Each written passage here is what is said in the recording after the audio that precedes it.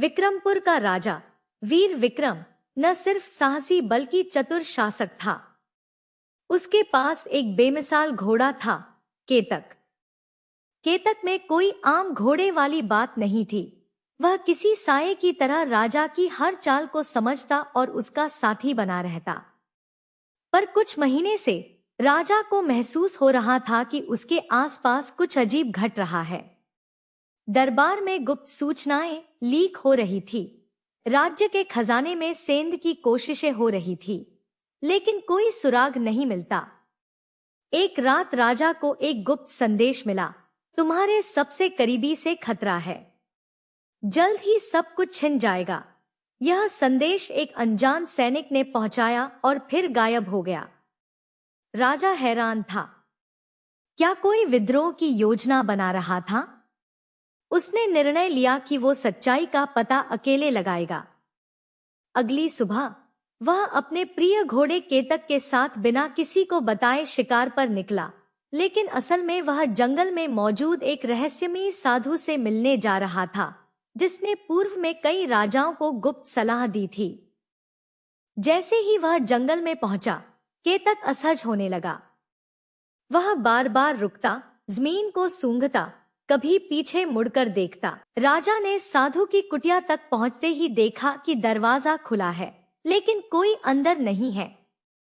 अचानक झाड़ियों में सरसराहट हुई।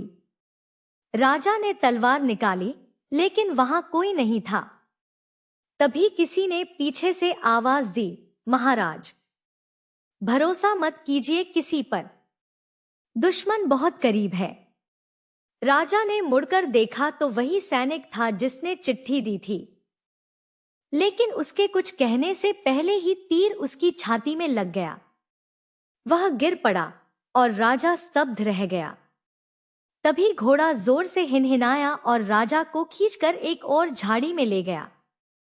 राजा ने देखा 4 नकाबपोश लोग आ चुके थे और उन सभी के पास वही दरबारी तलवारें थीं जो राजमहल में इस्तेमाल होती थी।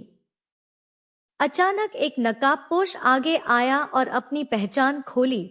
यह और कोई नहीं बल्कि राजा का सबसे विश्वस्त मित्र और सेनापति जयध्वज था। राजा की आंखें फटी की फटी रह गईं। जयध्वज बोला, महाराज, अब इस राज्य को नई दिशा चाहिए। आपकी सोच पुरानी हो चुकी है और अब ताज मेरा होगा। राजा ने लड़ाई लड़ी, लेकिन अकेला था, घायल था। तभी केतक ने कमाल कर दिया। उसने एक तरफ से उस सैनिक की तलवार उठाकर राजा तक पहुंचा दी और दूसरी ओर उसने जंगल में छुपे गुप्त प्रहरी दल को बुलाने के लिए वह खास संकेत दिया, 3 बार हिनहिनाना, फिर जमीन पर टापें। गुप्त दल पहुंचा, सेनापति पकड़ा गया और जयध्वज की साजिश सामने आ गई। पर असली सस्पेंस अभी बाकी था। जब सेनापति से पूछा गया कि उसे ये गुप्त सूचना कैसे मिलती थी, उसने मुस्कुराकर कहा, राजा की हर बात उस केतक के खुरों में दर्ज थी। मैंने सालों तक उसे समझा, पर वो घोड़ा वफादार निकला। अंत में केतक ही असली संदेशवाहक था। वह हर बार जब दरबार में कुछ अजीब होता, जंगल जाकर उस साधु को संकेत देता था और वही साधु राजा को गुप्त संदेश भेजता था।